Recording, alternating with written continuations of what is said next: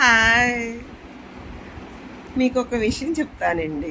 అది ఏంటి అంటే, మొన్న రామచంద్ర యాదవ్ గారి మీదకి ఒక పోలీస్ అంకుల్ గారు ఎలా ఎగబడ్డారో చూసారు కదా మీరు. ఎందుకు అంకుల్ గారు మరీ అంత దారుణంగా ఎగబడుతున్నారు ఏంటి అంకుల్ గారు మీరు? రామచంద్ర యాదవ్ గారు అంటే ఎందుకు అంకుల్ గారు మీకు అంత కోపం? చెప్పండి. భయపెడదామనా?